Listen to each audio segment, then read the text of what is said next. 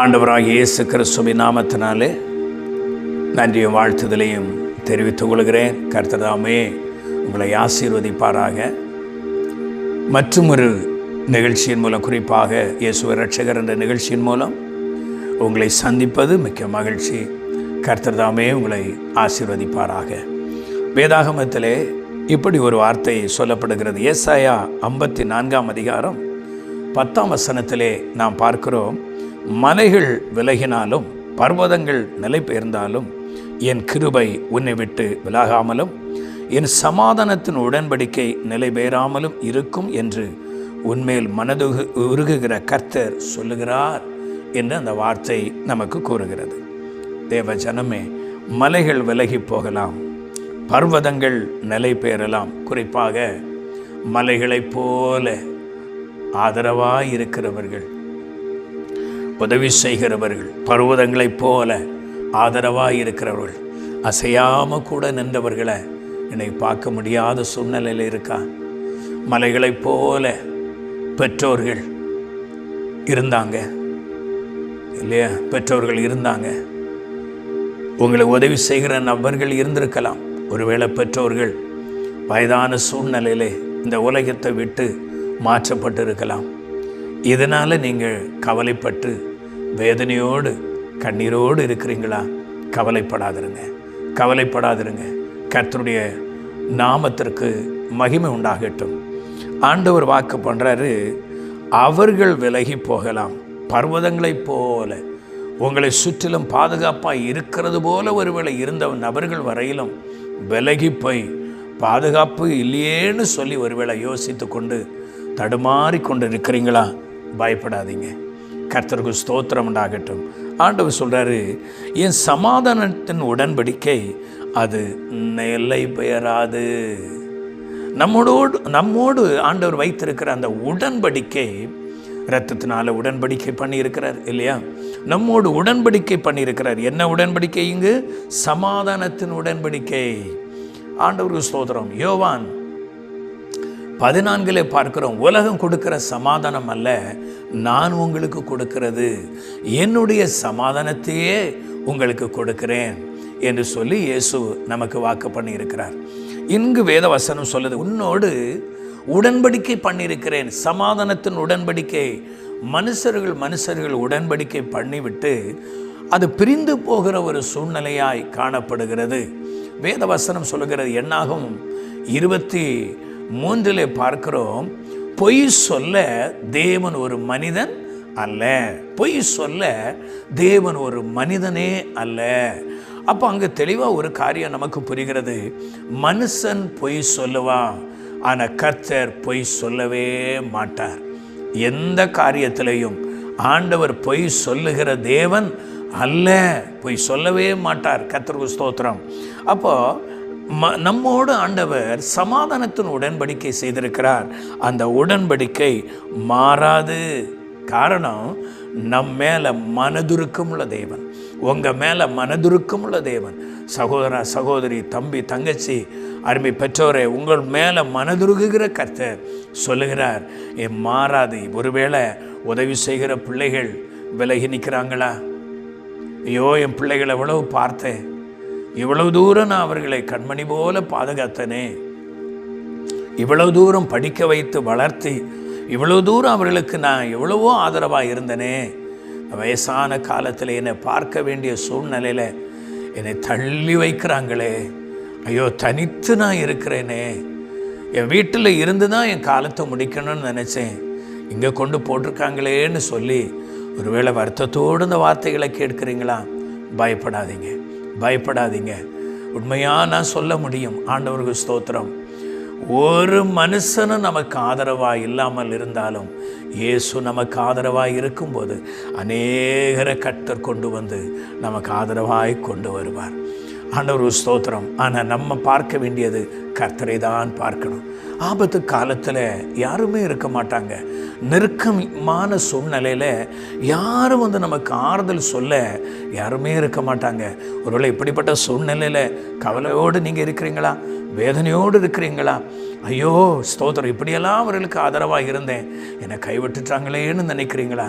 பயப்படாதீங்க, பயப்படாதீங்க. ஆண்டவருக்கு ஸ்தோத்திரம். ஆமே, தனித்து விடப்பட்டாலும், தனித்து ஒதுக்கி விட்டாலும் ஸ்தோத்திரம், யாருமே கண்டுகிடாமல் உள்ள சூழ்நிலையில் நீங்கள் தனித்து ஓடிக்கொண்டிருக்கலாம், போய்கொண்டிருக்கலாம், வாழ்க்கையை நடத்தி கொண்டிருக்கலாம். தனித்து ஏதோ ஒரு இடத்துல ஒதுங்கி போய் யாருமே என்னை பார்க்கக்கூடாது என்று சொல்லி ஒருவேளை தனித்து ஒதுங்கி நீங்கள் இருக்கிறீங்களா? பயப்படாதீங்க.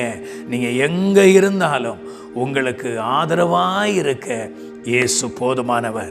நான் பிரசங்கிக்கிற இயேசு போதுமானவர். ஐயா உமக்கு ஸ்தோத்திர. கர்த்தருக்கு மகிமை உண்டாகட்டும்.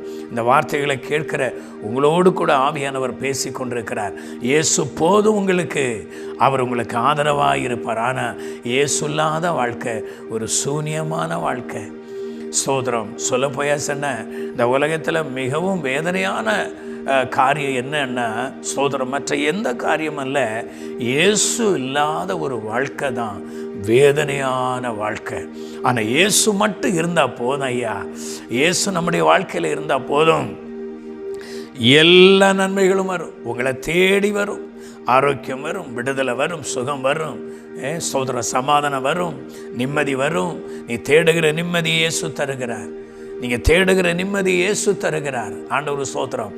எல்லா ஆசீர்வாதமும் வரும் ஐயா. காரணம் அவர் தேவாதி தேவன், சகலவற்றை உண்டு பண்ணின தேவன், எல்லாவற்றையும் உண்டு பண்ணி ஆளுகை செய்கிற தேவன் நம்முடைய தேவனாகிய கர்த்தர். கர்த்தருடைய நாமத்திற்கு மகிமை உண்டாகட்டும். பாருங்க, மனுஷன் மண்ணிலிருந்து பொன்னை எடுக்கிறான், வெள்ளியை எடுக்கிறான். இதெல்லாம் மனுஷன் கஷ்டப்பட்டு வைத்ததா? தேவனாகிய கர்த்தர் மனுகுலத்திற்காக வச்சிருக்கிறாரு. ஆண்டவர் ஸ்தோத்திரம். பெட்ரோல் டீசல் எடுக்கிறாங்க பூமியிலிருந்து, இதெல்லாம் கர்த்தர் மனுஷனுக்காக வைத்திருக்கிறார். ஆனால் மனுஷன் தங்களை கெடுத்து கொள்கிறான், தங்களையே கெடுத்து வேதனைப்படுத்தி உருவ குத்தி கொண்டிருக்கிறார்கள் என்று வேதவசனம் கூறுகிறது. ஒருவேளை தேவச்சனமே ஆதரவாயிருந்தவர்கள் விலகி நிற்கிறாங்களா? பயப்படாதீங்க. இயேசு உங்களை நேசிக்கிறார். இயேசுக்கு இடம் கொடுத்தால் நிச்சயமாய் கர்த்தர் உங்களை ஆசீர்வதிப்பார். இழந்த சமாதானத்தை மறுபடியும் கர்த்தர் தருவார். இழந்த நிம்மதியை மறுபடியும் இயேசப்பா தருவார். இழந்த ஆரோக்கியத்தை மறுபடியும் இயேசு தருவார். இழந்த நன்மைகளை மறுபடியும் இயேசு இரட்ட மடங்காய் தந்து உங்களை கனப்படுத்த தேவர் விரும்புகிறார். நிச்சயமாய் உங்கள் பிள்ளைங்க படிப்பாங்க. நிச்சயமாய் உங்களுக்கு வாசல் திறக்கப்படும். உங்கள் காரியங்கள் நடக்கும். ஆண்டவர் ஸ்தோத்திரம். பயப்படாதீங்க. எதிர்காலத்தை குறித்து பயப்படாதீங்க. கர்த்தர் நிச்சயமாய் உங்களை காமி சோதர எல்லா விதங்களிலும் பாதுகாத்து ஆமென் நடத்துகிற ஒரு தேவன் தான் இன்றைக்கும் நாங்கள் பிரசங்கிக்கிற இயேசு கிறிஸ்து, ஆண்டவராகிய இயேசு கிறிஸ்து. இவரை நிச்சயமாய் உங்கள் வாழ்க்கையில் சொந்த ரட்சகராக ஏற்றுக்கொண்டா, யார் விலகி போனாலும், யார் மாறி போனாலும், ஒருவேளை ஐயோ பணத்தை நம்பி இருந்தேன், எல்லாமே போயிட்டு, சொத்துவை நம்பி இருந்தேன், எல்லாமே போயிட்டு, நான் நடுத்தெருவில் நிற்கிறது போல் நிற்கிறேனே என்று சொல்லி ஒருவேளை யோசித்து கொண்டிருக்கிறீங்களா? பயப்படாதீங்க. இயேசுவை நம்புங்க. நிச்சயமாய் இழந்ததை கர்த்தர் மறுபடியும் தருவார். வீடை இழந்துட்டீங்களா? ஐயோ வாடகை கொடுத்தேன், உட்கார்ந்துருந்தாங்க, ஐயோ சொந்த வீடுன்னு சொல்லி பேசி கொண்டிருக்கிறாங்க, எனக்கு ஆதரவாக யாருமே இல்லை, அப்படி யோசித்து கொண்டு இந்த நிகழ்ச்சியை பார்த்து கொண்டிருக்கிறீங்களா? பயப்படாதீங்க. உங்கள் வீடு உங்கள் கையில் வரும். நிச்சயமே ஆண்டவர் தருவார். இழந்ததை தருவார் கர்த்தர். ஆண்டவருக்கு ஸ்தோத்திரம். என் வாழ்க்கையில் அதை நான் பார்த்துருக்கிறேன். ஆகினால தான் தைரியமாக சொல்ல முடியும். கர்த்தருடைய நாமத்திற்கு மகிமை உண்டாகட்டும். இயேசு உங்களை நேசிக்கிறார். ஆகினால இழந்ததை மறுபடியும் தந்து உங்களை வழி நடத்த வல்லமையுள்ள தேவனாய் இருக்கிறார். கவலைப்படாதிருங்க சோதரர். ஒருவேளை தொழில் இழந்தீங்களா? மறுபடியும் தொழிலை தர கர்த்தர் வல்லமையுள்ளவராக இருக்கிறார். எதை இழந்தீங்க? எதை இழந்து நிற்கிறீங்க? குடும்பத்தை இழந்துட்டீங்களா? ஐயோ என் மனைவியை நல்லா நேசித்தேன், இப்படிப்பட்ட ஒரு சூழ்நிலை ஆயிற்றேன்னு சொல்லி கவலையோடு கூட கண்ணீரோடு கூட இந்த நிகழ்ச்சியை கேட்குறீங்களா? பயப்படாதீங்க. உங்கள் குடும்பம் மறுபடியும் ஒன்றாகும். நீங்கள் வாழ்ந்திருப்பீங்க. நிச்சயமாய் வாழ்ந்திருப்பீங்க. கர்த்தர் உங்களை ஆசீர்வதித்து உங்களை கனப்படுத்துவார். பிள்ளைங்க ஐயோ என்னை விட்டு போயிட்டாங்களே என்று சொல்லி ஏங்குறீங்களா? வருவாங்க நிச்சயமாய். இயேசுவின் நாமத்தில் சொல்கிறேன், மறுபடியும் வருவாங்க. உங்கள் குடும்பம் கட்டி எழுப்பப்படும். ஆண்டவர் ஸ்தோத்திரம். காரணம், ஆண்டவர் ஸ்தோத்திரம், நமக்காக உடன்படிக்கை இயேசு பண்ணி இருக்கிறார். அந்த உடன்படிக்கையை அவர் மாற்றவே மாட்டார். என் சமாதானத்தின் உடன்படிக்கை அது நிலைபெறாது என்று சொல்லி தான் ஆண்டவர் வாக்கு கொடுக்கிறார். காரணம், நம்ம மேலே மனதுருகுகிற தேவன், மனதுருக்கமுள்ள ஒரு நல்ல கர்த்தர். இந்த இயேசுவை நீங்கள் உங்கள் வாழ்க்கையில் நீங்கள் ஸ்தோத்திரம் ஏற்றுக்கொண்டு பாருங்கள். இயேசுவே என் பாவத்தை மன்னியும், என் வாழ்க்கையில் வாங்க, எசப்பா என் வாழ்க்கையில் நீர் வாங்க அப்படின்னு சொல்லி இயேசுவை நீங்கள் கூப்பிட்டா நிச்சயமாக இயேசு கிறிஸ்து உங்கள் வாழ்க்கையில் வந்து நிச்சயமாய் உங்களை ஆசீர்வதிப்பார். இயேசுவை குடும்பத்தில் வாரும் சொல்லுங்கள். குடும்பத்தில் இயேசு வந்தால் நிம்மதியா, குடும்பத்தில் இயேசு வந்தால் நிம்மதி, துக்கம் மாறி போகும். வாழ்க்கையில் இயேசு வந்தால் நிம்மதி. நீங்கள் எதிர்பார்க்கிற எல்லா நிம்மதிக்கும் காரணர் இயேசு கிறிஸ்து. அவரை ஏற்றுக்கொண்டு பாருங்கள். நான் எதமோ சொல்லி செய்து பார்த்தேன், எங்கெல்லாமோ ஓடி பார்த்தேன், வாழ்க்கையில் ஐயோ நான் நொந்து போயிருக்கிறேன் என்று சொல்லி இந்த நிகழ்ச்சிகள் கேட்டுக்கொண்டு இருக்கிறீங்களா? பயப்படாதீங்க. என்னை விட்டு போனாலும் ஸ்தோத்திரம், இயேசுவை நீங்கள் உறுதியாய் பற்றி கொண்டால் இழந்த ஆசீர்வாதங்களை, இழந்த நன்மைகளை, இழந்த நிம்மதியை மறுபடியும் தந்து உங்களை வாழ வைக்க தேவன் விரும்புகிறார். கர்த்தர் தாமே உங்களை ஆசீர்வதிப்பாராக. ஜெபிப்போமா? என்னோடு கூட இணைந்து ஜெபிப்பீர்களா? நாம் ஜெபிப்போம். அன்பின் ஆண்டவரே, இந்த அருமையான வேளையிலும் என்னோடு கூட இந்த வார்த்தைகளை கேட்டு ஜெபிக்கிற இந்த அருமை சகோதரனுக்காக, சகோதரிக்காக, இந்த பெற்றோருக்காக, இந்த அருமையான பிள்ளைகளுக்காக ஜெபிக்கிறேன். கர்த்தருடைய வல்லமையர்கள் வாழ்க்கையில் கிரியை செய்யட்டும். ஒரு அற்புதங்கள் நடக்கட்டும். ஆண்டவரே, அவர்கள் எதிர்பார்க்கிற நன்மைகளை கர்த்தர் இவர்கள் கொடுத்து அவர்களை கனப்படுத்தும்படி ஜெபிக்கிறேன். கர்த்தர்களை ஆசீர்வதிக்கிற அன்பிற்காய் ஸ்தோத்திரம். கிருபையும் சமாதானம் இருந்து வழி நடத்துகிற மேலான தெய்வருக்காய் ஸ்தோத்திரம். உம்முடைய கரத்திலே ஒப்பு கொடுக்கிறேன். அவர்கள் எதிர்பார்க்கிற எல்லா நன்மைகளும் வாழ்க்கையில் நடக்கட்டும். கர்த்தாவே, இழந்த வீட்டை மறுபடியும் கொடுங்க ஆண்டவரே. அப்பா, தடுமாறுகிறவர்களுடைய வாழ்க்கையில் கர்த்தர் அற்புதத்தை செய்யுங்க, அற்புதத்தை செய்யுங்க ஆண்டவரே. கர்த்தர் கிரியை செய்ய இழந்த தொழிலை மறுபடியும் கொடுங்க ஆண்டவரே.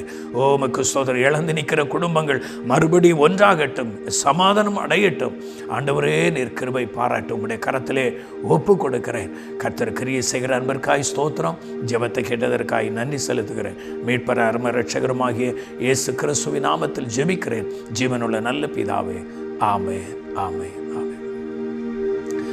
எனக்கு அன்பார்ந்த சகோதரனே, சகோதரியே, இந்த வார்த்தைகளை கேட்கிற உங்களை நிச்சயமாய் கர்த்தர் ஆசீர்வதித்து உங்களை வாழ வைப்பார். இன்னும் ஒரு இயேசுவின் இரட்சகர் என்ற நிகழ்ச்சியின் மூலம் சந்திக்கும் வரையிலும் ஆண்டவராக இயேசு கிறிஸ்து தாமே உங்களை ஆசீர்வதித்து பாதுகாப்பாராக. ஆமென், ஆமென். நீங்கள் பெற்றுக்கொண்ட ஆசீர்வாதங்களை எங்களுக்கு தெரியப்படுத்த மறவாதிருங்கள். நீங்கள் தொடர்பு கொள்ள வேண்டிய தொலைபேசி எண்கள் 9159370508, 9443759314. மேலும் தேவ செய்திகளை அறிந்து கொள்ள நமது இயேசுவே இரட்சகர் யூடியூப் சேனலை சப்ஸ்கிரைப் செய்வோம். தேவ கிருபையும் தேவ சமாதானமும் உங்கள் அனைவரோடும் கூட இருப்பதாக. ஆமென்.